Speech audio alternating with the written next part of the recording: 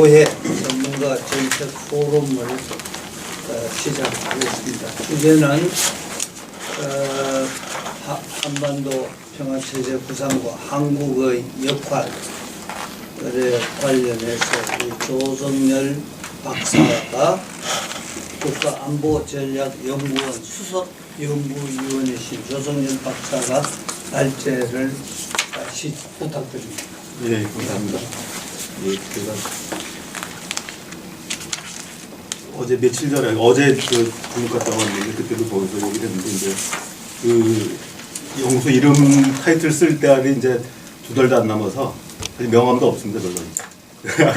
못 드렸는데 제가 이제 정년 퇴직을 하기 때문에 뭐 예전에 계속 우리 곽태환 교수님이 절대로 맨날 라이징 스타라고 해서 내가 아니 나 반갑다 하는데도 라이징이냐고 맨날 라이징만 하고 다 세월 잡아보냐고 했는데 그래서 이제 정년퇴직 다 돼가지고 뭐 마지막은 아닙니다. 뭐 계속 이제 또 다음 주에 뭐 발표하는 거 있고 그래서 있긴 있습니다만은 12월 달에는 가급적 발표는 안 하려고 발표 안 하고 이제 짐 정리를 해야 돼가지고 그래서 이제 그 한반도 평화체제 구상과 한국의 역할인데 제가 이제 여러 번 토론을 해보면 큰 시각에 좀 일단 좀 입장 차이가 있는 것 같아요. 그러니까 뭐 기술적인 부분은 뭐 충분히 저도 오래전부터 했기 때문에 뭐 지식적인 부분에서 뭐 무슨 얘기하는 뭐 얘기하는지는 알지만 기본적으로는 뭐 제가 너무 좀 도식적이긴 한데 약간 이제 그 미국에 대해서 비판적 입장을 가지면서 그러면서 알게 모르게 중국에 좀 가까운 그래서 아까 토론문 사실은 제가 이게 그 이사를 가까이 가는 바람에 제가 그 판단을 안 하고 오면서 읽어야 되겠다 했는데 또 갈아타고 내려가지고 정경영 교수님 한 절반 보다가 결국 딴 보고 못 봤는데 이제 어쨌든 이제 이 보면은 이제 약간 좀 중국에 대해 좀 기울은 분들이 있고 또 한 분들은 뭐냐면 중국을 견제하면서 약간 미국에 지금 기울는 그 한미 동맹을 좀 강화하는 이쪽에 있으면서 평화 체제를 보더라도 근데 이제 저는 사실은 그 두 시각이 다 아닙니다. 저는 원래 옛날부터 제가 이제 원래 공학도가 이제 정착을 하게 된 계기도 그렇고 저는 이제 민족주의 시각이 굉장히 강한 입장이고 그래서 때로는 막 미국 비판할 때는 또 이제 약간 반미적인 분들이 같은 편이라고 생각했다가 또 나중에 보면은 또 미국에 대해서 또 필요에 의해서 또 제가 볼 때는 어떤 민족적 입장에서 필요하다고 생각하면은 미국하고 손잡아야 된다라고 생각하는 측면이 있습니다. 사실 지금 국면에서는 사실 중국은 좀 경계해야 된다라고 생각하고 있고 현 국면에서 그래서 사실 올 초부터 계속 제가 얘기했던 게 뭐 흔히 얘기하는 악마는 디테일에 있다 뭐 이런 얘기 하지 않습니까? 근데 지금 한반도 평화 체제를 구축하는 데서 악마는 시간 관리에 있다.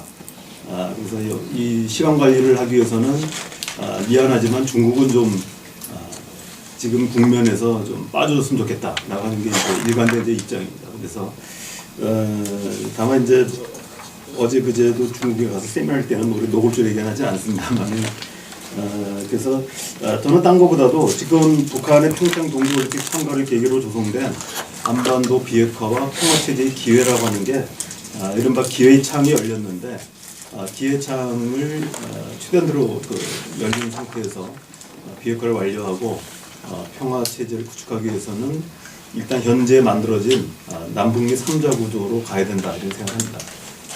그래서 마지막에 이제 평이 다 차려든 뒤에 평화적 체결 단계에서 또 평화체제가 만들어지고 이게 운영하기 위해서는 미국뿐만 아니라 중국의 역할도 중요하기 때문에 중국의 참여에 대해서는 뭐 반대하는 건 아닙니다만 적어도 기본적인 구조가 세팅될 때까지는 일단 남북미가 가야 된다 이렇게 좀 생각하고 있습니다. 그래서 그런 부분들이 좀 있고요. 특히 이제 여기서 나온 이제 개념과 관련돼서 제가 포괄적 안보 교환론이라고 하는 부분을 사용하고 있는데 이 부분은 제가 2010년에 처음으로 평화재단에서 제가 발표할 때 사용한 개념입니다. 당시에 이제 그 곽태환 교수님한테 이걸 영어로 하면 어떻게 되냐고 해가지고 원래 영어를 만들었는데 교수님이 틀렸다 그래가지고 제가 이제 교환을 익스체인지라고 번역을 했는데 교수님이 익스체인지를 하면 안 되고 트레이드 오프가 맞다 그래가지고 실제 이제 인사할 때는 트레이드 오프로 되게 있었습니다. 그래서 포괄적 안보 교환론이라는 게 이제 2010년도에 처음으로 제가 평화재단에서创立그 심포지움에서 제가 발표했었고 당시에 구태현 교수님도 계셨던 걸로 알고 있고요. 그 다음에 이제 이 부분을 이제 당시에도 경제안보교환론, 안보안보교환론이라는 말을 처음에 썼고요. 썼는데 이 경제안보교환론을 이제 선불제와 부불제로 나누는 이런 개념들은 이제 초기에 나왔습니다. 2010년에 처음 얘기했고 나중에 이제 2012년도 제가 책을 썼을 때 좀 더 구체화시켜가지고 선불제와 부불제를 정리를 했고요. 그 다음에 2014년도에 이제 등작술지에 쓰면서 이 안보안보 교환론에 대해서도 연성균형 방식과 경성균형 방식을 나눴습니다. 그래서 뭐 잘 아시다시피 경제안보 교환론이라고 하는 부분은 노무현 정부의 그 북핵해법으로 제기됐던 부분은 선불제라고 표현했는데 먼저 북한에 대해서 경제 지원하고 경제 인센티브를 줘서 북한을 관리하면서 결국은 이제 안보 문제를 해결하는 것. 그래서 궁극적으로 이제 핵 문제를 해결하려고 하는 구상이고 당시에는 이제 경제가 곧 평화다 이런 이제 슬로건이 있었고 또는 이제 개성공단이 이제 곧 평화의 어떤 보루다 이렇게 얘기를 하면서 당시 뭐 전체라고 할 수는 없고 약간 그런 경향들이 있었다고 볼 수 있죠. 여기에 이제 반동으로 나온 것이 이명박 정부 때의 비핵개방 3천입니다. 비핵개방 3천은 과거 노무현 정부 정책을 퍼주기론이라고 비판하면서 결국 북한에 대한 인센티브, 경제 인센티브를 줬는데 결과적으로 비핵화를 못하지 않았냐 이런 이제 비판을 시작했습니다. 그래서 반대로 북한이 핵을 포기하고 개방을 한다면 북한에 대한 대규모 경제 인센티브를 줄 수 있다. 그래서 진보 정부보다도 더 많은 걸 줄 수 있다. 그래서 비핵개방 3천이라고 했는데 결국은 결과적으로는 이제 북한과 미국 간에 또 남북 간에 갈등만 생긴 채 한 발짝도 못 나왔습니다.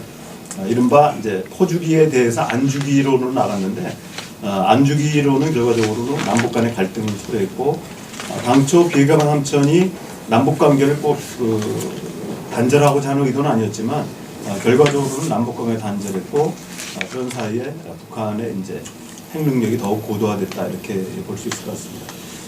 그래서 결과적으로 보면 노무현 정부 때의 핵 정책하고 이명박 정부 비핵개방 3천이 상당히 서로 다른 방향인 것 같지만 본질에 있어서는 같다. 제가 이 얘기했다가 당시 그때 사회봤던 이수근 교수가 막 펄쩍펄쩍 뛰어가지고 그래서 내가 뭘 이해를 못하신 것 같다고 제가 반박을 했었는데 뭐 제가 지금 설명 간단히 드렸듯이 결국 경제 인센티브는 절대로 안보 문제 해결할 수 없다. 그래서 안보 문제를 해결하기 위해서는 북한의 합리적 안보 우려를 해결해주지 않고서는 북한의 핵 문제를 해결할 수 없다. 그러나 이제 2005년 9.10 공동성명 당시만 해도 미국이 이제 냉전 이후에 미국 유일패권 체제가 제시되면서 북한이 이제 핵 군축을 얘기했지만 상호 핵 군축을 얘기했지만 미국이 핵 군축할 이유도 없고 또 북한이 당시까지만 해도 핵실험하기 전이었기 때문에 결국은 이제 북한이 2005년 9.10 공동성명에서 보면은 북미 외교관계, 그러니까 북미 수교 그리고 평화 체제를 수립하는 조건으로 핵을 포기하기로 했습니다. 하지만 그 이후에도 이제 북미 협상이 제대로 되지 않았고 특히 BDA 문제, 방코델타 아시아 문제가 부딪히면서 북핵 문제가 이제 난항을 겪게 됐습니다. 그래서 실제로 북한이 2010년 1월달에 마지막으로 비핵화 조건으로 평화 체제를 호소한 뒤에 그 이후에 5년 10개월 동안 북한은 더 이상 평화 체제를 주장하지 않았습니다. 그러다가 북한이 어느 정도 핵 개발이 이제 완성 단계에 이제 왔다고 생각하는 2005년 10월 1일 날 유엔 총회 연설에서 5년 10개월 만에 뭐 정확히는 5년 9개월 며칠입니다만은 북한 외무상이 이제 유엔 총회 연설에서 평화 체제를 얘기했습니다. 그러나 이때 평화 체제는 9.10 공동성명에서 2010년까지 주장했던 평화 체제는 다른 모양이었습니다. 당시에는 비핵화의 조건으로서 교환 대상으로서의 평화 체제였다고 한다면 2015년 10월 1일 또 10월 7일 뭐 10월 15일 계속 이어서 외무성에서 성명 나오고 쭉 나오는데 그 내용을 보면은 평화 체제하고 비핵화를 바꾸자는 게 아니라 비핵화를 하기 위해서는 그것에 의한 전제 조건으로 오히려 평화 체제를 요구하고 또 기존에는 이제 남북 미중을 인정하는 모양이었는데 그때는 이제 북미 평화 체제를 얘기했습니다. 다시 말하면 미국이 북한에 대해서 평화 체제를 통해서 신뢰를 구축해 준다면 핵을 포기할 수 있다. 그러니까 이거는 이제 북한이 나름대로 핵보유에 대한 이제 그 임박한 그 자신감을 전제로 해서 평화에 대한 협정에 대한 입장도 바뀌었고요. 이 부분은 이제 이번 그 북미 싱가포르 공동성명에서 나왔듯이 북한은 이제 본격적인 비핵화 상호 조치에 앞서서 신뢰 구축 조치를 강조하고 있는데 뭐 다만 달라진 부분이 있다면 과거에는 이제 신뢰 구축 조치 차원에서 평화협정을 요구했다면 또는 평화치를 요구했다면 지금은 이제 종전 선언을 이제 그 자리에 놓은 것 같습니다. 조금 이제 완화됐다 이렇게 볼 수 있습니다. 우리가 이제 그 기본적인 핵 문제 해결의 구도는 안보와 안보의 교환이라고 할 수 있지만 결국 북한이 어려운 경제 사정에서 막대한 돈을 들여서 경제 개발했기 때문에 핵을 개발했기 때문에 거기에 대한 어떤 경제적 인센티브가 제공되지 않으면 안 됩니다. 근데 이제 트럼프 대통령은 절대로 경제 지원하지 않겠다고 얘기했기 때문에 결국은 이제 미국으로부터 얻을 수 있는 것은 제재 완화, 또 각종 이제 제재 완화, 또 이걸 통한 그 국제금융기구 가입을 통해서 차관을 얻는다든지 또 외국인 투자를 받는 형태가 될 거라고 보고 직접적인 이제 그 경제 지원은 아마도 뭐 한국이나 일본으로부터 식민지 자금들 뭐 이런 걸 통해서 경제 재생의 자금을 확보하려고 하는 게 아니라고 생각합니다. 그래서 제가 이제 기본적인 틀에서는 안보 교환이라고 했지만 포괄적이라고 얘기한 부분은 그래서 이제 경제적인 부분도 배제되는 건 아니다. 그러니까 기본 세팅이 안보라는 건데 이거를 또 이 개념을 막 질불하게 짜는 사람들은 굉장히 이걸 쪼개려고 하더라고요. 근데 원래 제가 이제 그 2010년도에 포괄적 안보 교환 했을 때만 해도 안보 교환의 내용에서 이제 연성균형과 경쟁이 나누기 전이었기 때문에 사실 원래 이걸 쓸 때 포괄적, 복합적 안보 이렇게 했는데 원래 용어는 복잡하면 안 되거든요. 일단 용어는 그냥 예전에 2010년 쓴 대로 가고 내용적으로는 이제 연성균형과 결국은 경성균형이 같이 갈 수밖에 없다. 그래서 복합적이라는 걸 원래 넣었다가 뺐습니다. 왜 복합적인 부분이 들어가냐? 이번 김정은 위원장이 3월 5일 우리 대북 특사단이 왔을 때 핵무기 포기 조건 두 가지 얘기했습니다. 체제 안전의 보장과 군사위협의 해소죠. 9.1 공동성명만 해도 북미 수교하고 또 평화 체제를 얘기했는데 이번에는 이제 체제 안전 보장에 해당되는 거라고 볼 수 있는데 이번에는 플러스 군사위협의 해소가 들어갔습니다. 그래서 저는 이제 군사위협 해소 부분이 결과적으로는 한미 군사연습의 일시 중단으로 나타났고 또 이것이 지난 9월 19일 남북 군사합의서 그리고 이것이 이제 판문점 공동경비구역의 비무장화를 위한 것이긴 하지만 남북 유엔사 간의 3자 테이블 저는 이런 부분들이 장차 한반도의 군사적 긴장 완화를 위한 하나의 틀로서 더 발전할 거라고 보고 아직은 이제 그런 단계는 아닙니다만은 결국은 여기서 주한미군의 재정이나 이런 문제도 논의될 수 있는 그 틀이라 이렇게 생각합니다. 그래서 이 부분들이 있고요. 그래서 우리가 이제 그 이번에 북한이 제시한 부분은 아까 말씀드렸듯이 단순하게 그러니까 지난번 9.1 공동성명 그리고 그 전에 주장했던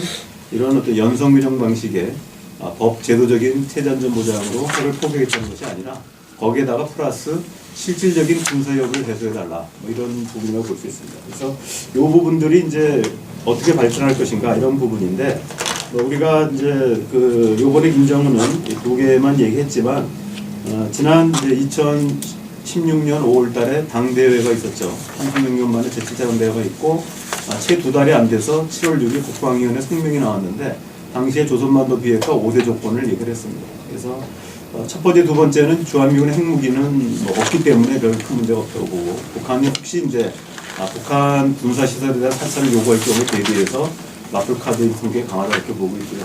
그 다음에 소극적 안전보장이나 또 대량 그 살상 무기를 동원한 군사 훈련 이런 부분들은 뭐 이미 뭐 큰 문제가 없다고 봅니다. 결국 진행되고 있고요. 마지막이 이제 다섯 번째인데 북한이 얘기한 것이 핵 사용권을 쥔 주한미군의 철수를 선언하라 이렇게 되어 있습니다. 그래서 그냥 과거에는 이제 주한미군 철수를 얘기하는데 철수하라는 것이 아니라 철수를 선언하라고 되어 있고 또 그냥 주한미군이 아니라 핵 사용권을 쥔 주한미군이니까 역으로 얘기하면은 핵사용권을 주지 않으면 주한미군은 철수 안 해도 되는 건지, 아니면 핵사용권을 주인 주한미군이 하더라도 그냥 선언만 하면 일단 핵을 포기하겠다는 건지, 뭐 아무튼 이 부분에 대해서는 뭐 그 이후에 구체적인 논의가 없기 때문에 단정질 수 없습니다만은 어쨌든 이런 부분에 대해서도 꼼꼼히 이제 살펴봐야 된다. 그러니까 제가 이제 내부적으로는 북한이 지금 이게 5가지 조건을 가지고 이렇게 현재 진행 상황을 보면 이걸 이제 비판하는 사람들은 결국은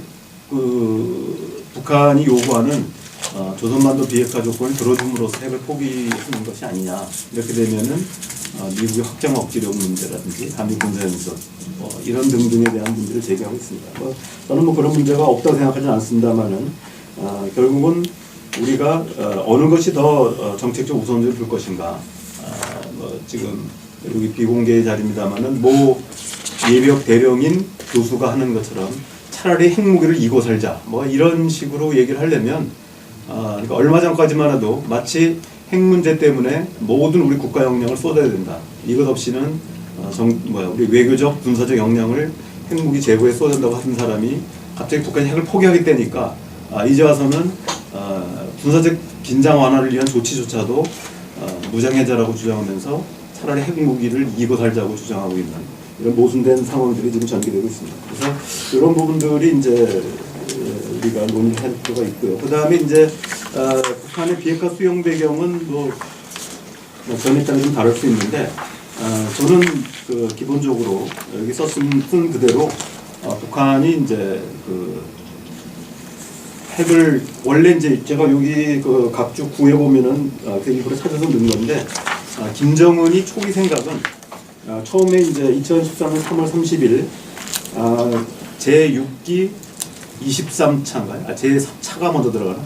제6차라고 해야 되나? 제6차 23기 당중앙위 전원회의에서 얘기한 건 뭐냐면 북한이 이제 그 핵을 보유했기 때문에 그러니까 핵문벽을 강화시켜서 방위력을 철벽으로 했기 때문에 이제는 그 경제 건설에 매진할 수 있다. 그래서 어떻게 보면은 이제 당시만 해도 김정은은 이제 우리가 핵무력을 거의 완성 단계에 왔기 때문에 이제 국가의 역량을 상당 부분 이제 경제 개발에 쏟을 수 있을 것이다 이렇게 판단한 것 같습니다. 그래서 실제로 김정은이 지금까지 5개의 경제 특구와 23개의 경제 개발구가 발표됐는데 특구는 이제 아버지 때 한 거고 23개 중에서 가장 최근에 이제 작년인가요? 뭐 강남 개발구를 했고 23개 중에서 7개가 이제 김정일 때 한 거고 나머지 맞나요? 18개인가가 아무튼 그 김정은 때 했고 2014년도에는 대외 개방 정책을 총괄하는 대외 무역성을 이제 신설했습니다.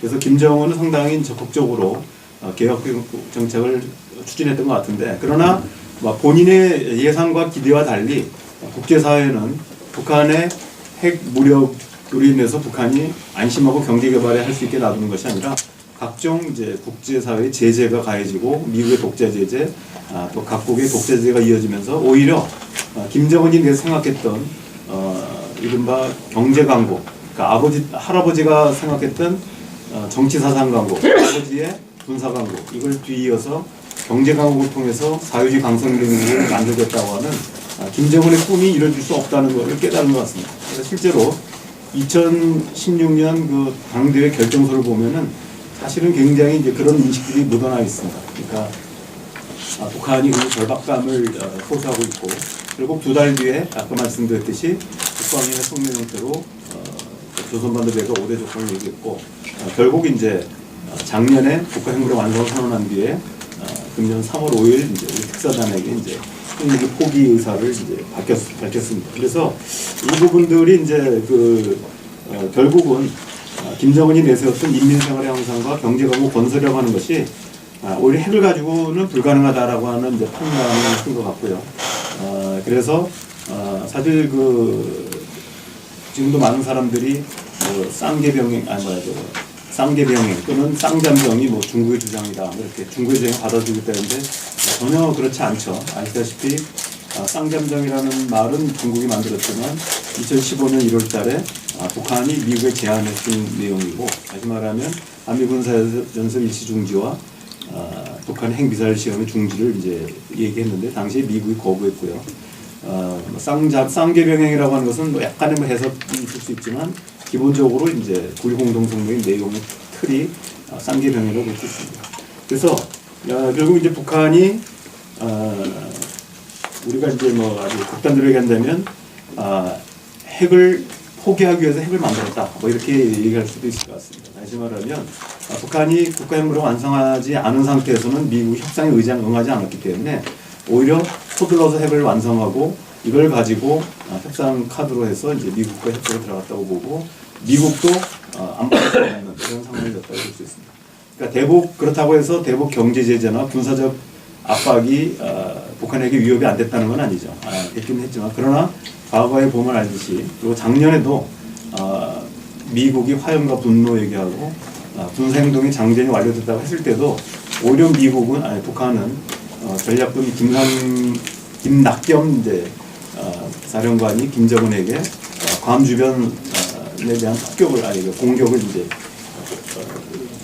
지시하고 또 준비했었고 또 그 작년 9월 19일 날 트럼프가 김정은에 대해서 로켓맨이 이제 자살 임무를 수행하고 있다. 완전히 파괴시키겠다고 했을 때 바로 이틀 뒤에 김정은이 이제 늑다리 미치광이를 불러 웅징하겠다. 그리고 그 이후에 리용호 외무상이 그 불러 웅징하는 거의 내용은 우선 태평양 상공에서 수소폭탄 실험한 것이다. 그래가지고 사실은 굉장히 강대강으로 가기 때문에 이것이 갑자기 북한이 군사협의에 불복해서 했다라고 하기는 어렵고 또 북한이 경제 제재 문제도 마찬가지입니다. 이 본격적인 대북 경제 제재가 시행된 것은 2016년 11월 30일 그때부터 이제 2321호인가요? 그때부터 이제 중국이 동참하기 시작하면서 제재가 이제 본격화됐고 실제로 이제 그물망 제재는 작년 9월 30일 북한이 9월 3일 핵실험한 수소폭탄 시험 이후에 제재된 겁니다. 그래서 아직까지는 북한이 이제 경제 제재에 고통을 느끼면서 나오는 건 아니다고 확실하고요. 또 지금도 평양에 갔다 온 사람들 보면은 전력 사정이나 또 그 차량이라든지 이런 거에 대해서는 전혀 변화가 없다. 그런 물가나 석유값도 안정돼 있다. 다만 이제 앞으로 예고되는 어떤 경제적 불안 때문에 북한 사람들이 돈을 좀 안 쓰는 것 같고 과거에는 이제 레스토랑에 가면 줄 서 있는 걸 봤는데 지금 가 보면은 이제 사람들이 좀 한산하다. 우리도 이제 지금 당장 어려움보다도 앞으로 어려움이 예상되기 때문에 아마 그런 준비들이 아닌가. 오히려 저는 그래서 북한이 제재가 장기화돼 가지고 도저히 어쩔 수 없을 때 나왔다면 아마 협상을 바로 굴복할 수밖에 없다고 봅니다. 오히려 지금은 버틸 수 있기 때문에 지금도 버티면서 하는 것이다. 그래서 제재의 장기 효과에 대해서는 북한이 두려움을 가지고 있는 건 사실이지만 당장 제재가 힘들어서 나온 건 아니다. 이런 부분들에 대한 착각 때문에 자꾸 이제 미국의 협상가들이 오판하는 거고 우리 보수 강경파들이 잘못 제안하는 것 같습니다. 그러니까 조금 더 밀면 북한이 나올 것이라고 하는데 실제로 보면은 펜스하고 좀 볼턴이 4월 말에 북한에 대해서 굉장히 강경 발언하니까 바로 5월 16, 17일 날 최선희하고 김계관이 반박하면서 우리가 몇 분이나 어쩌고 핵을 포기하려고 하는 게 아니다. 이런 이제 반박 성명을 내린 적이 있고 요번에 이제 11월 2일 날 미 권남욱이었는데 북한 외무성 미국 영수 소장이 똑같이 한 얘기죠. 그러니까 우리 이런 식으로 하면은 새로운 병진 노선, 그러니까 다시 병진 노선 할 수도 있다라고 하는데 저는 아마 북한이 지금 고민이 굉장히 깊다고 봅니다. 지금 더 나아가면은 사실 되돌이킬 수 없는 상태고 지금도 여러 호랑이 등에 올라탔는데 일단 발 하나는 이제 발을 질질 끌고 있는데 이게 지금 내려오면 중상이고 잘못 가다가는 이제 사망이기 때문에 이걸 굉장히 이제 고민하는 것 같습니다. 과연 계속 가게 되면 살 수 있는지 아니면 그냥 가서 죽을 것 같으면은 차라리 중상을 입더라도 내려올 가능성도 저는 완전히 배제할 수는 없다 이렇게 생각합니다. 이제 여기서 자꾸 오판하는 부분들이 북한이 제재 위협에 굴복했다 또는 군사 위협에 굴복했다라고는 잘못된 판단 때문에 협상을 어렵게 한다고 생각합니다. 결국은 북한이 자신들의 진정성을 계속 의심받게 됐기 때문에 결국은 이제 지난 4월 20일 제7차 3기 당중의 전원회의에서 병진 노선의 종료를 선언하면서 자유주의 경제건설 총력 노선을 채택했습니다. 다시 말하면 북한은 이제 자신들의 핵 포기의 진정성을 보여주기 위해서 핵 개발에 본격적인 핵무기 개발의 그 출발점이 됐던 것이 2013년 3월 달에 바로 그 당중앙위원회 결정이었다고 한다면 자신들이 핵을 포기하고 뭐 포기란 표현은 안 썼습니다만은 일단 본격적으로 이제 경제 건설에 매진하겠다는 선언은 바로 이제 4월 20일 선언입니다. 그래서 이런 부분들은 이제 그 있고요. 그래서 결국은 이제 북한이 핵을 가진 경제 빈국으로 남을 것인가, 아니면은 핵이 없더라도 신흥 개발도상국으로 갈 수 있다면 그 길을 선택하는 것 같습니다. 앞에 실제로 이제 그 도보다리 대화에서 김정은 위원장이 문 대통령한테 우리는 비록 핵무기를 가지고 있지만 가난한 나라다라고 한 부분들이, 제가 왜냐면 이 얘기를 그때 했더니 김정은이 언제 그런 말 했냐고 막 따지더라고요. 그래서 그거를 용어화, 개념화한 게 그거다. 그러니까 우리는 핵을 가지고 있지만 가난한 나라다. 이런 얘기가 결국 핵 가진 경제 빈국이라는 얘기고요. 그래서 북한이 이제 과연 신흥 핵이 없더라도 신흥 개발도상으로 갈 수 있을 것인가, 이 길이 보여준다면 비핵화가 순탄에 갈 것이고, 이 부분들이 이제 전망이 없을 때는 북한의 고민이 굉장히 심해질 것이고, 설사 아까 말씀드렸듯이 북한이 이제 호랑이 등에 탔는데 떨어져서 중상을 잃게 되면은 아마 북한이 가만히 있지는 않을 겁니다. 그런 것들이 동북아시아의 새로운 어떤 불안정 요인도 나올 수 있다라고 생각합니다. 그 다음에 이제 이런 비핵화 협상들이 지금까지 이제 그 고위급 회담이 이제 5차례 열렸습니다. 폼페이오가 평양을 방문해서 4차례 열렸고, 그리고 이제 그 김영철이 이제 뉴욕을 방문하고 나중에 이제 워싱턴 방문했습니다. 이때 한 번. 그리고 요번에 이제 원래 개최되기로 예정됐던 제2차 방미 뉴욕 그 부위급 회담은 이제 무산됐는데, 아시다시피 북한이 이제 철회를 요구했고 취소를 요구했고 연기를 요구했습니다. 연기인지 어떤지 모르겠지만 아마도 제가 볼 때는 북한이 그 시점을 보면은 이제 평양에서 떠나지도 않았거든요. 그러니까 평양에서 떠나기 전에 그 시간을 맞춰가지고 평양 떠나기 전까지 아마 제가 볼 때는 그 미 행정부에 답을 요구했던 것 같습니다. 근데 그때까지 답이 안 오자 일단 먼저 이제 그 베이징에서 뉴욕 가는 비행기를 취소시키고 아예 떠나지도 않은 거죠. 그래서 이런 부분들이 이제 사실은 이제 그 김영철이 떠날 거라고 생각했는데 안 와가지고 그다음부터 기자들이 뭐 눈치들이 빨라가지고 연락이 또 오더라고요. 왜 김영철이 아직 안 떠났죠? 그러더라고요. 평양을 안 떠난 것 같다. 그런 얘기 했는데 뭐 결과적으로 이제 이렇게 됐습니다. 그래서 결과적으로는 상당히 어렵게 됐고, 이거 제가 제출할 때만 해도 이제 먼저 제출했기 때문에 그런 만약 요번이 포괄적 합의가 된다면 뭐 큰 의미가 있을 것이다, 이런 정도로 얘기했습니다. 그다음에 이제 미국과 북한의 이제 비핵화 입장과 전략은 뭐 CVID 얘기는 이제 했는데, 저는 뭐 사실 일부 약간 진보 성향의 학자들 가운데서 CVID가 원래 잘못됐기 때문에 받으면 안 된다, 아니 안 된다라고 하는데 저는 꼭 그렇게 생각하지 않고요. 제가 그때도 바로 그 당시 북미 정상회담 할 때도 제가 TV 나왔을 때도 저는 계속 CVID는 이거는 존 볼튼이 만들었든 안 만들었든 그게 중요한 것이 아니라 최근까지 마지막까지 유엔 안보리 결의에도 계속 CVID가 들어가 있습니다. 제가 어디 원문도 각조를 다룬 것 같은데 CVID가 들어가 있기 때문에 이거는 당연히 요번에 이제 그 문재인 대통령께서 이제 유럽 순방하면서 얘기했지만 우리 언론이나 또 특히 이제 정부 사이드에서는 착각을 해가지고 충격을 받은 것 같아요. 미국만 해도 FSV들을 약간 이제 온화하게 완만하게 했는데 유럽 국가들은 그대로 CVID다.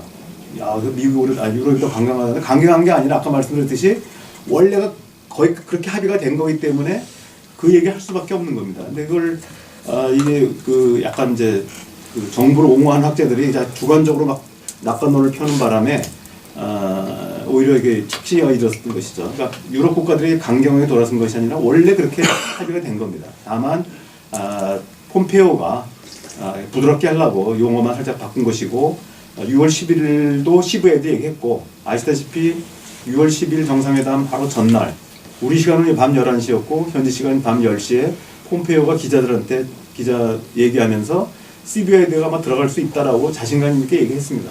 최종적으로 안 들어갔지만 그래서 미국도 끝까지 CVID라고 용어를 가지고 있었고, 또 실제로 북미 정상회담 직후에 완전한 비핵화가 뭐냐고 했을 때 왜 안 들어갔냐고 했을 때 6월 13일이죠. 서울 왔을 때 뭐 표현해 보면 신경질 내면서 완전한 비핵화가 그게 CBI다 얘기했고 또 9월 25일 폭스뉴스와의 인터뷰에서 문재인 대통령도 완전한 비핵화가 CBI다 이런 얘기를 했습니다. 근데 이제 이게 뭐 용어가 저는 뭐 중요한 건 아니고 결국은 이제 CBI라는 그런 내용들이고 이 부분들이 이제 뭐 반격은 아니다라고 생각합니다. 또 하나는 이제 그 방식에 있어서 지금 이제 그 4개 항의 합의가 있었지 않습니까? 저는 뭐 네 번째는 보통 빼고 얘기하는데 새로운 북미 관계 수립, 그 다음에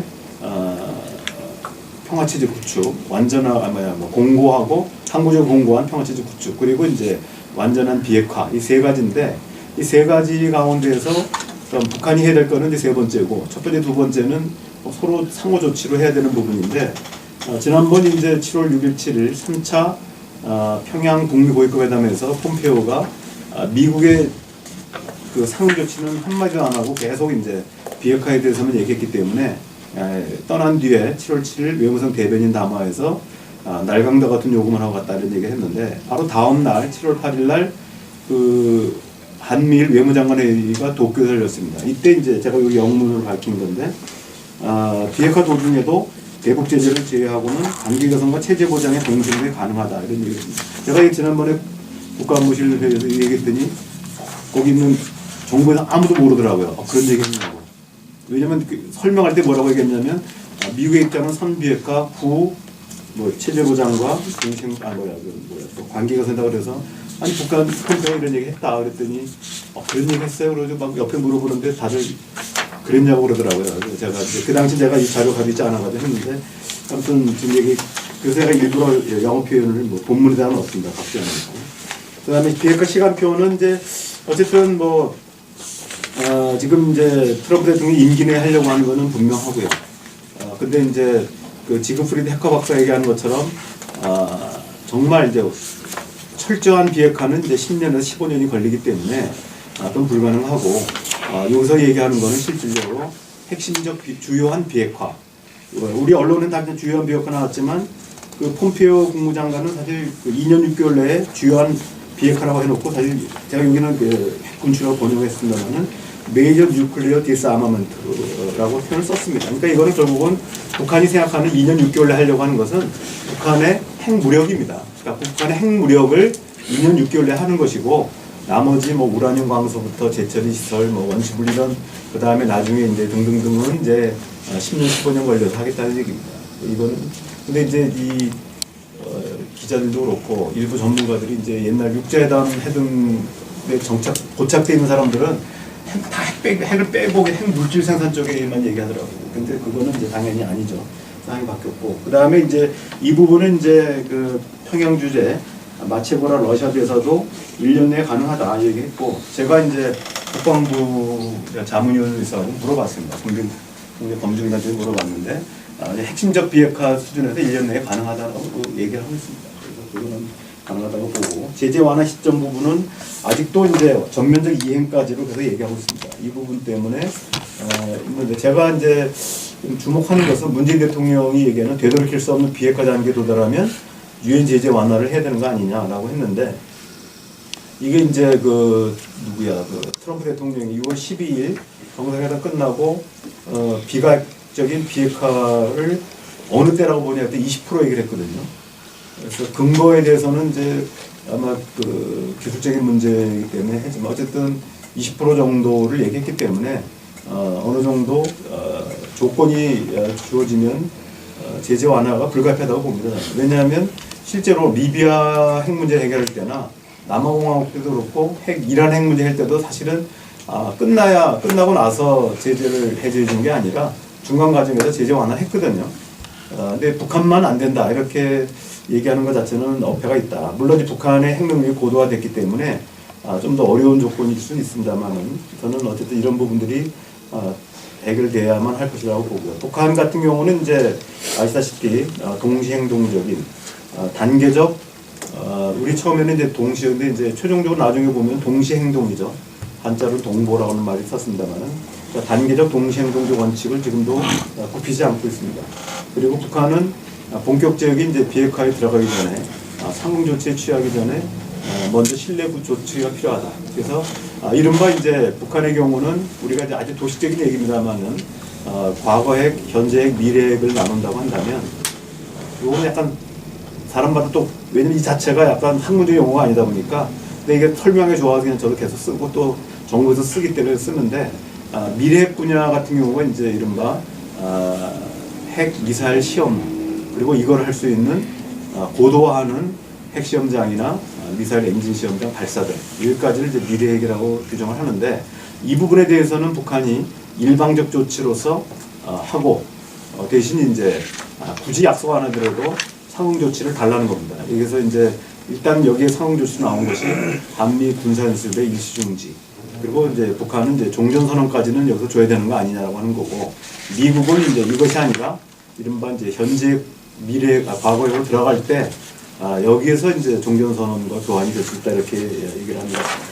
자 그래서 시점은 이제 비슷한데 지난번에 이제 그 김정은이 이제 우리 쪽에 그 9월달에 특사 갔을 때 어쨌든 이제 그 트럼프 대통령 임기 내에 비핵화하겠다라고 얘기했고 아마 이런 부분들이 이제 다시 동력을 제공했다고 봅니다. 근데 이제 대북 제재 해제 시점에서 북한은 아직 시점 얘기하지 않았지만 9월 29일 유엔 총회 연설에서 처음으로 공식적으로 제기했습니다. 그러니까 그 동안에 사실은 판문점 선언도 안 들어가 있고 그 6월 12일 싱가포르 공동 성명에도 사실 제재안은 없거든요. 그런데 굳이 이제 뭐 얘기한다면은 그 판문점 그 선언의 취지상으로 보면 적대 관계. 그러니까 북한 애들이 그래서 이 제재안을 어디다 넣나 봤더니 새로운 북미 관계 수립적 적대 관계 해소 차원에서 표현을 쓰더라고요. 거기다가 이제 그러니까 명분상으로는 이미 들어가 있다 뭐 이렇게 얘기를 하는 거겠죠.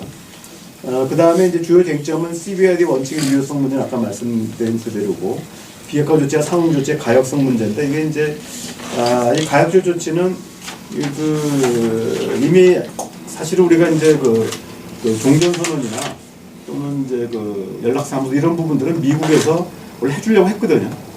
6월 11일 날 이제 협상에 참여했던 고위라고 폼페이오 말고 그 밑에 있는 고위 관료, 그 다음 고위 차이 그 관료가 종전선언이나 그 연락사무소는 이건 가역적이기 때문에 못해줄 이유가 없다. 오히려 북한의 비핵화 조치가 비가역적이어서 망설이는 것 같다. 그러면서 얘기한 얘기가 실제 제 얘기가 원래 곧 나온 게 연락사무소라면 그야말로 아무것도 아니고 그 다음에 이제 종전선언 해줬다고 해도 북한이 군사 도발하면 당연히 군사적 응징 들어가는 거기 때문에 종전선언은 뭐 전혀 문제가 없다라고 했는데 결국 7월 7일 날 3차 이제 그 평양 고위급 회담 직후에 북한이 이제 종전선언을 크게 부각시키면서 갑자기 몸값이 높아지면서 미국이 이거 뭔가 있나 보다라고 처음에 의심을 했고 그 다음에 좀 더 몸값을 받고 팔겠다고 하는 바람에 사실은 원래 별거 아니었던 문제가 갑자기 이게 이제 크게 되는 문제가 있고 그 다음에 이제 핵무력의 해체와 조기 반출 문제인데 제가 계속 얘기를 하지만 사실 북한의 핵무력을 미국으로 가져갈 수 없다고 봅니다. 왜냐하면 이 원천 기술이 러시아제거든요. 그러니까 제공한 게 아니라 비록 훔친 기술을 하더라도 원천 기술이 러시아제이기 때문에 당시에 이제 그 북미 정상 그래서 북미 정상회담 앞두고 라브로프 외무장관이 전격적으로 5월 30일 평양을 방문합니다.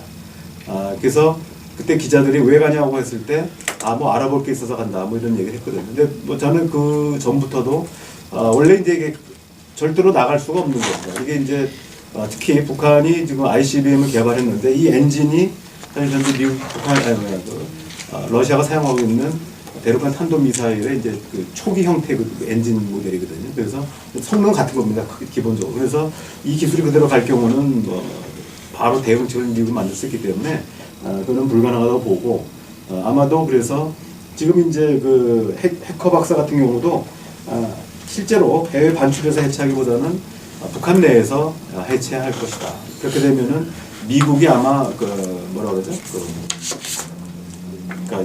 이태하에서 해체는 가능할지 몰라도 미국으로 나가는 건 어려울 것이다라고 좀 보고 있습니다. 해체한 뒤에 만약 한 대더라도 러시아로 갈 가능성이 많다고 봅니다. 그 다음에 이제 마지막인데 비핵화와 평화체제 접근법에서 이제 포괄적 안보안보 교환을 어떻게 할 것인가. 아까 말씀드렸듯이 세 가지가 이제 풀려야만 됩니다. 첫째는 연락사무소, 그러니까 새로운 북미 관계인데 실제로 이제 미국이 적대 관계에 있다가 풀어진 리비아라든지 베트남, 그 다음에 중국 순서는 반대됐습니다.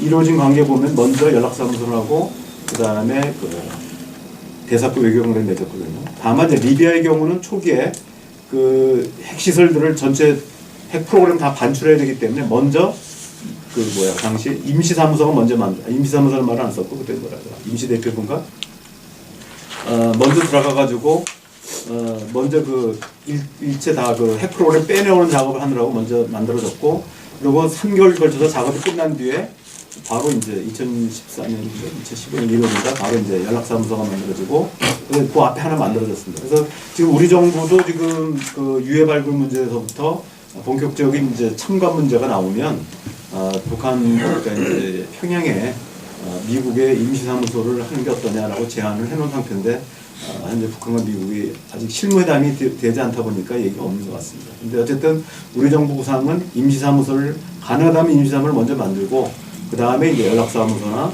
대사급 외교관계를 맺는 걸 기본 틀로 하고 임시사무소는 물론 안 해도 됩니다만은 그런데 이제 지난번 2005년도 9.16 농성명 직후에 육제회담 때는 북한에서는 사실은 당시에도 연락사무소와 대사급 외교관계 얘기했을 때 당시에 이제 김교관은 연락사무소 필요 없이 바로 가자, 바로 대사급으로 가자라고 얘기를 했습니다. 근데 지금도 아마 아직은 이제 거기까지 안 갔습니다만은 그런 얘기가 나올 가능성이 있는데 문제는 지금 이제 미 의회 구조가 아주 복잡하게 됐습니다. 그러니까 대사급 외교관계를 가려면 미 상원의 3분의 2의 동의가 있어야 되는데, 기준 동의가 있어야 되는데 쉽지 않습니다, 현재로서.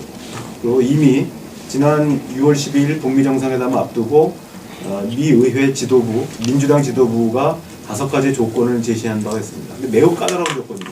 아마 제가 볼 때는 일본 측이 로비한 결과라고 보는데 이런 까다로운 조건 때문에 만약에 이제 대사급 외교관계를 고집할 경우는 비핵화나 이런 데서 오히려 그게 걸림돌이 될 수가 있습니다. 그래서 저는 이제 오히려 연락사무소가 불가피하지 않겠냐. 이건 행정명령으로 가능하기 때문에 일단 그렇게 결국 그런 단계를 거칠 거라고 보고요. 제가 이제 4월 20일 남북정상회담 하기 직전에 정상회담 전문가 자문단 회의 때 이제 발표하라고 그래서 2분밖에 안 줬는데 저는 그것도 줄이느라고 1분 3초밖에 했는데 어떤 사람 10몇 분씩 하더라고요. 근데 그때 제가 딱 2가지 얘기했습니다. 2가지 얘기한 게 가장 중요한 것은 여기다 담겨 있는데 의제를 복잡하게 하면 안 된다. 그래서 당시에 일본이 아베 총리가 북미 정상회담이 발표되자마자 바로 워싱턴으로 달려가 가지고 모든 단거리 중거리 모든 ICBM이 다 들어가야 된다. 생화학 무기도 다 해야 된다. 납치 문제를 포함한 인권 문제가 해결된다. 그리고 핵시설 다 해야 된다라고 했는데 그 당시 트럼프가 거부했습니다. 그리고 이제 결국은 야찌가 가서 얘기했는데 또 거부당하니까 결과적으로는 이제 의회에 또 달려가가지고 의회 로비를 해가지고 결국 6월인가 이제 민주당 의원 지도부가 또 서한을 공개 서한을 발표했는데 제가 당시에 이제 대통령 앞에 건의한 내용이 의제가 복잡하면 시간 내에 못한다. 그래서 단거리는 북한이 포기할 이유 없을 거라고 보고 중거리 경우는 북일 대화를 통해서 해결해라. 납치 문제 북일 간에 하면 될 일이지 이게 북미 간의 협상에서 들어갈 경우는 이걸로 인해서 망가진다. 그래서 이게 과거에도 그렇지 않습니까? 육제회담 당시에도 불능화 합의해가지고 북한을 제외한 5개 국가가 중유 20만 톤을 주면 불능화를 완료하기로 했는데 막판에 일본이 납치 문제를 꺼내면서 중유 20만 톤을 공급 안 했거든요. 그래서 일본 놈들 때문에 막판에 불능화가 완료가 안 된 겁니다. 정확하게 하면 11개 품목과 장비 부품 가운데에서 8개까지 했는데 일본이 끝까지 안 줬어요. 납치 문제 해결 안 한다고. 그러는 바람에 완료를 못하고 결국 정권 교체로 넘어간 겁니다. 그래서 저는 일본 쪽에 가면 너희들 때문에 사실 핵 문제가 악화된 결정적 책임이 있다고 주장합니다. 그래서 지금도 중거리 단거리 미사일을 지금 일본은 계속 주장하거든요. 이렇게 될 경우는 핵 문제 핵 협상이 안 된다. 일본 애들은 협상을 바라지 않기 때문에 그런 얘기를 할 수 있습니다만 우리 입장에서는 그런 욕을 받아들이면 안 된다. 그 다음에 제가 이제 2번째 했던 부분이 과거에 이제 그 티코그라고 그러죠. 그러니까 제네바 협의 직후에 만들어졌던 한미일 이제 그 대북 정책 조정국이 만들어졌었고, 육제회담 당시에는 이름은 안 붙였습니다만은 한미일 간의 이제 별도의 이제 사전의 협의를 쭉 해왔는데, 지금은 그렇게 하면 안 되고 지금은 오히려 남북미 간의 3자 협의를 해야 된다. 3자 협의가 안 된다면 트리플 투톡스를 해야 된다. 그래서 남북, 한미, 북미 이렇게 해서 3자 간의 조정 역할을 하는 회담을 만들어야 된다. 여기에 이제 중국이 들어오고 일본이 들어오고 러시아가 들어오게 되면 탕 깨진다. 결국 아까도 처음 시작할 때 말씀드렸습니다만은 지금 비핵화 평화 프로세스의 핵심은 시간 관리다.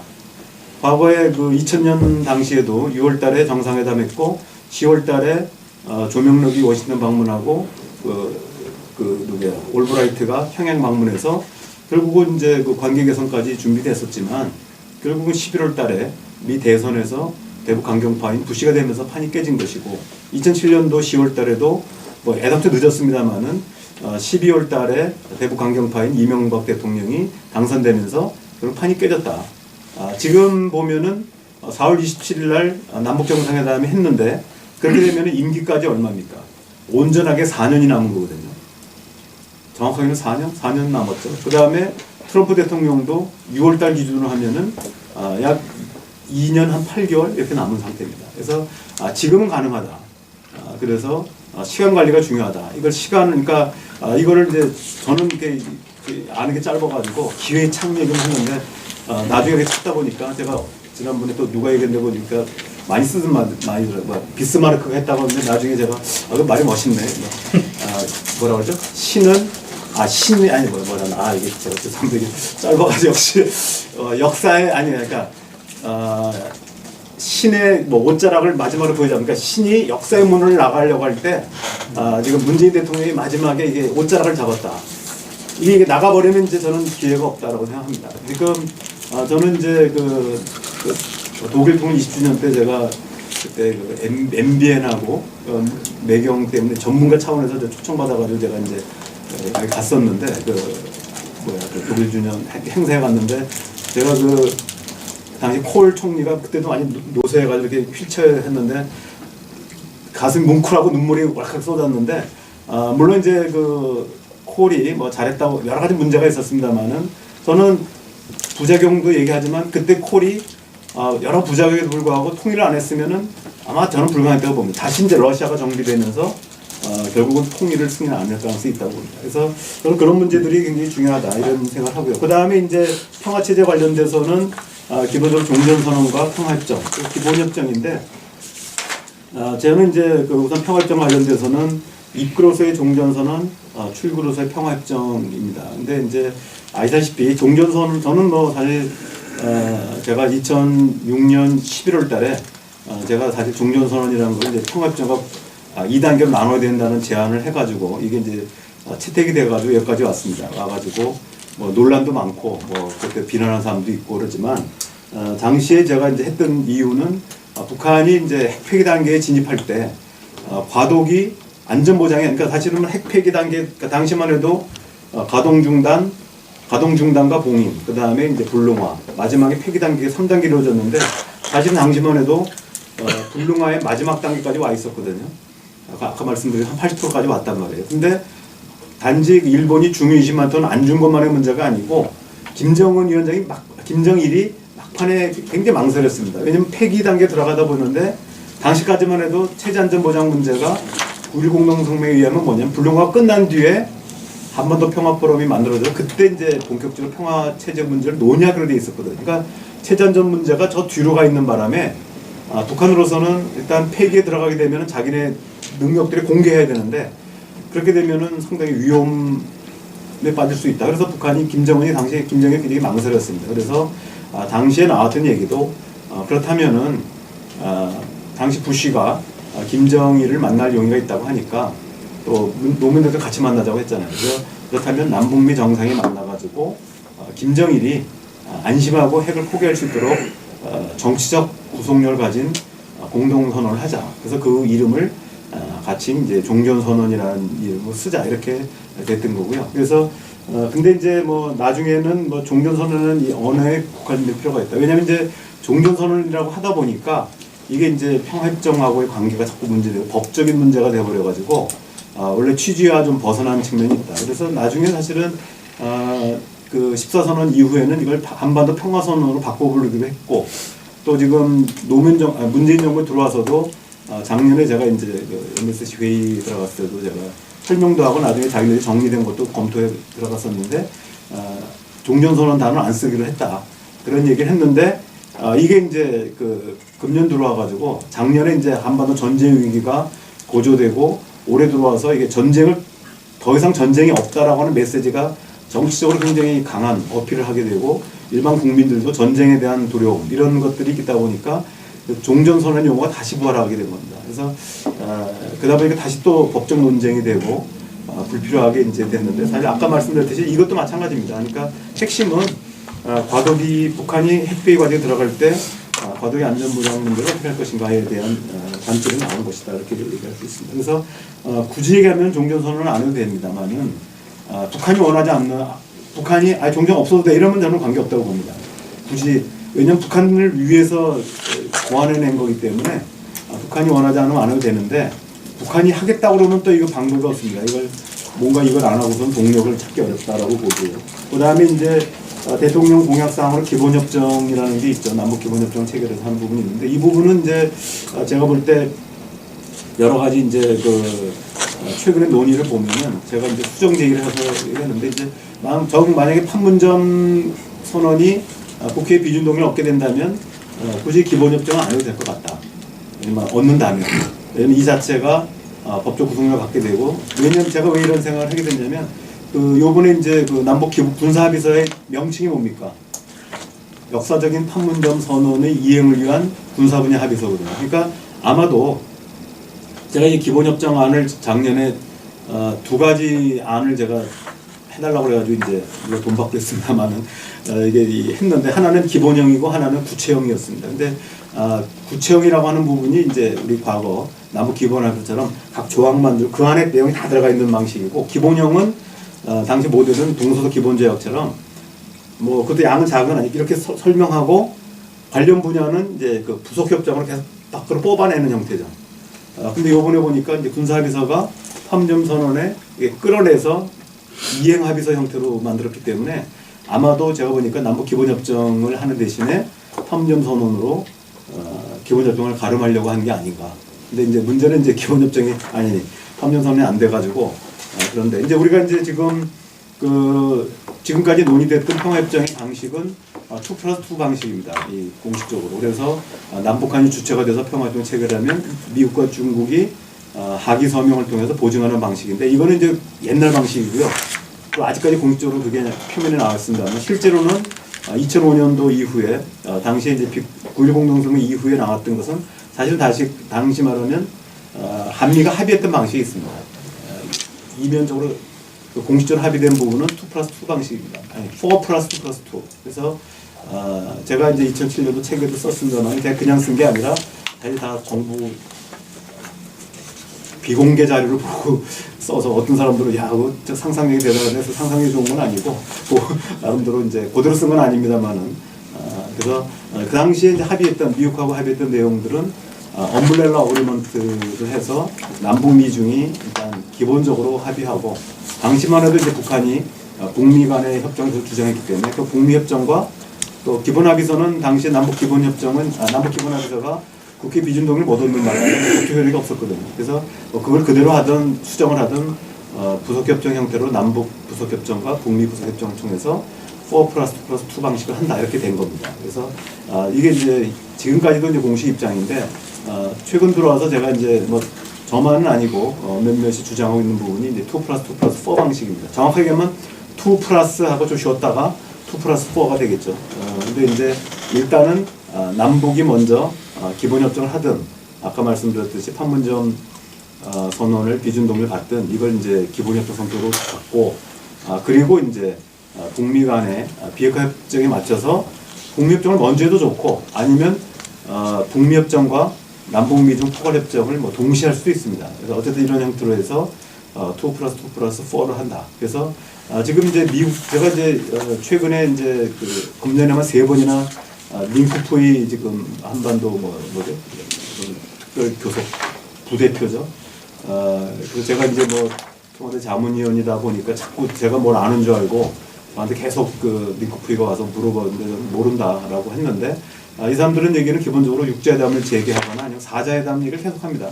사자회담이 돼야 육자회담 하면은 이제 자기네가 의장국이고 사자회담을 하면 한반도 평화체제 문제 바로 들어올 수 있기 때문에 그래서 사자회담 해야 되는 거 아니냐고 제 의견을 계속 물어봐서는 모른다 라고 했는데 제가 기본적으로 생각할 때는 현재는 사자회담을 할 생각이 없는 걸로 알고 있습니다. 아까 말씀드렸듯이 사자회담을 하려면 초기부터 중국이 들어와야 되거든요. 그래서 제가 이제 수학적으로 얘기한다면 수학도 아니고 산수 정도지만 2차 당사자 문제에서 그냥 항만 넘기면 바로 답이 나오지 않습니까? 2차 방정식은 2차 방정식만 해도 뭐가 나와야 돼요? 근해 공식 있잖아요. 그것도 꼭 2a분의 어쩌고저쩌고 잊어먹었는데 3차 방정식만 해도 있습니다. 4차 방정식은 없는 자료도 있더라고요. 있는데 몇 페이지 넘어가요. 근데 이게 가면 갈수록 복잡해지거든요. 그래서 저는 일단 저는 이제 그 중국이 초기에 들어오게 되면은 상 차리는데 뭐 나는 돼지고기라는 생선 싫다. 맥주도 나는 그 차가운 맥주 싫고 미지근한 맥주 좋다. 해가지고 들어올 때부터 계속 그 밥상 차리는데 어려움을 한반도 문제 해결에 어려움을 줄 거라고 봅니다. 그래서 저는 그러지 말고 우리가 남북미가 알아서 밥상 차릴 거 너 돼지고기 좋아하는 거 알고 차가운 맥주 안 좋아하는 거 아니까 우리가 다 미지근한 맥주에다가 다 준비할 테니까 대신 마지막에 와서 상 차리고 때 와라. 이거는 제 생각이 아니고 이번에 폼페이오가 그 얘기했죠. 얼마 전에도 각주 단 것 같은데 폼페이오가 일이 잘 돼서 정전협정을 끝내는 평화협정에 서명하게 될 것이고 그때 중국이 그 일원일 것이다. 21, 30 얘기했는데 폼페이오가 바로 저는 똑같다고 생각하는데 제 생각은. 그래서 결국은 그리고 이제 판을 전개할 때까지 들어오지 말라는 거죠. 그래서 지난번 이제 5월 24일 북미 정상회담을 취소할 때 폼페이오가 중국 책임론을 얘기했습니다. 대우론을. 그리고 8월 24일 날 4차 방미를 취소하면서도 이때는 중국 책임론을 얘기했습니다. 그리고서는 이제 9월 9일 날 시진핑이 방북 예정했다가 취소했죠. 그리고 이제 9월 12일 날 이제 동방경제 포럼에서 일종의 이제 한반도 문제라고 얘기하지 않습니까? 당사자는 남북미다. 이런 얘기를 했습니다. 여기에 대해서 이제 일본 NHK하고 아사히신문이 이 말은 종전선언에 들어오지 않겠다는 얘기다라고 했는데 그런 표현은 없습니다. 여기 각주에도 달았습니다. 그런 표현은 아니지만 어쨌든 이제 당분간은 중국이 들어오지 않으려고 하는데 지금 뭐 계속 그 중국 사람들이 저 보자기도 하고 그다음에 세미나 뭐 오라고 해서 가고 와서도 이렇게 보면 계속해서 지금 자기네들은 좀 들어오려고 하고 있고 그래서 저는 이 부분이 뭐 저 중국이 우리가 들어오면 안 된다라고 얘기할 수 없습니다만은 뭐 우리가 물론 법적 시비를 걸 수는 있습니다. 너희들이 한국전쟁의 당사자라고 하지만 중국인민지원군이 58년도에 없어진 거 아니냐. 그리고 그 행사를 존재가 어디 있느냐. 실제로 제가 작년에 그 북경대랑 그 토론할 때 우리 쪽 제기한 바가 있습니다. 근데 뭐 제대로 답을 못 하더라고요. 근데 어쨌든 뭐 그건 뭐 그런 부분도 있고 그래서 당사자 문제를 가지고 치고 말하는 방법도 있는데 뭐 그걸 떠나서 그다음에 제재 완화는 아까 말씀드린 그대로입니다. 그러니까 이제 마무리인데요. 그래서 지금 쭉 말씀드렸습니다만은 한반도 평화체제라고 하는 게 평화체제만 가지고 되는 것이 아니라 결국 비핵화와 맞물려 있고 이 문제는 새로운 북미 관계, 그다음에 제재 완화, 그다음에 평화체제 그 자체의 또 문제가 있는 것이죠. 그다음에 이제 여기서는 일부러 뺐고 지금 큰 쟁점이 되고 있는 부분이 바로 이제 긴장 완화에 관련된 부분입니다. 그래서 지금 최근에도 이제 뭐 남북 군사 합의서를 가지고 엄청난 이제 좀 공방이 벌어지고 있는데 에스카에도 뭐 이 정부에서는 뭐 대응을 제대로 안 해가지고 뭐 사태가 악화되는지 진정되는지 잘 모르겠습니다만은 어쨌든 이제 그 문제를 계속 제기되고 있습니다. 그래서 결국 이제 그 곽경 교수님이 요청하셨던 평화체제 문제가 결국 핵심적인 그 평화체제의 동력을 만들어낸 건 비핵화 문제이기 때문에 비핵화 중심으로 말씀드렸고 결국 이런 어떤 평화체제 문제가 북미 수교 문제하고 관련이 돼 있다. 그리고 결국 제재 완화도 이란에 다르기 때문에 포괄적으로 말씀드렸습니다. 이상으로 마치겠습니다.